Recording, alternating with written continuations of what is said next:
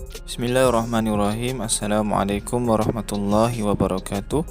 InsyaAllah pada hari ini kita akan sambung sedikit lagi pembelajaran kita dalam subjek sains tahun 2 pada unit yang kelima, iaitu tumbuh-tumbuhan. Jadi pada hari ini kita akan sambung sedikit lagi pembelajaran kita.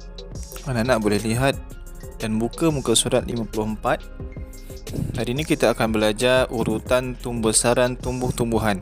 Setiap anak benih akan mengalami satu urutan pembesaran. Urutan ini dinamai peringkat pembesaran tumbuh-tumbuhan. Baik, kita lihat buku teks muka surat 55. Peringkat pembesaran pokok tomato mengikut urutan ialah yang pertama, kita lihat gambar rajah dalam buku. Yang pertama adalah biji benih, kemudian membesar kepada peringkat yang kedua, iaitu menjadi biji benih bercambah. Kemudian yang ketiga akan bertukar menjadi anak pokok. Kemudian peringkat yang seterusnya akan menjadi pokok berbunga. Dan yang terakhir, yang kelima, akan menjadi pokok berbuah. Baik, seterusnya kita akan belajar keperluan asas pembesaran. Tumbuh-tumbuhan memerlukan keperluan asas untuk pembesaran.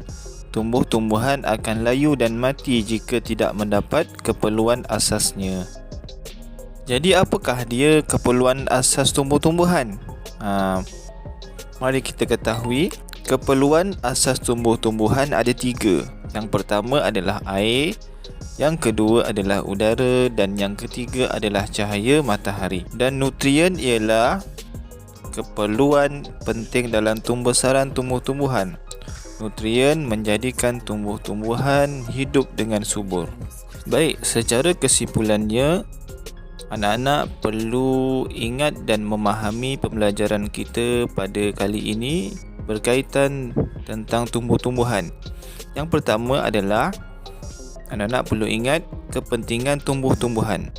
Kepentingan tumbuh-tumbuhan ada 4. Yang pertama adalah habitat untuk haiwan. Yang kedua, sumber udara untuk manusia dan haiwan bernafas. Yang ketiga, sumber makanan. Dan yang keempat adalah sumber ubat untuk manusia dan haiwan. Kemudian yang kedua, keperluan asas untuk biji benih bercambah ada 3. Yang pertama adalah air, yang kedua adalah udara, dan yang ketiga adalah suhu yang sesuai.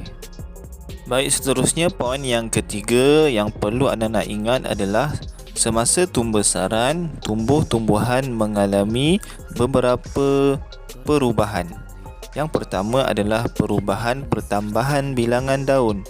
Yang kedua, perubahan saiz daun. Yang ketiga, perubahan tinggi pokok. Dan yang keempat adalah perubahan lilitan batang.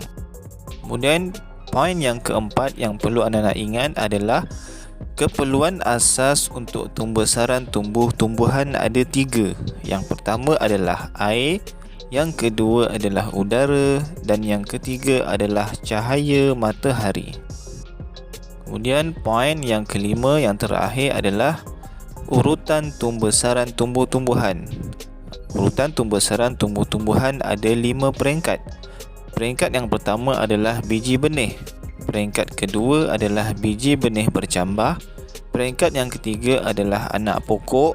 Peringkat keempat, pokok berbunga. Dan peringkat yang terakhir adalah pokok berbuah. Baik, Ustaz harap kamu dapat memahami dan mengulang kaji berkaitan apa yang telah Ustaz ajar dalam unit yang kelima ini pada tajuk tumbuh-tumbuhan. Sekadar itu sahaja. Assalamualaikum warahmatullahi wabarakatuh.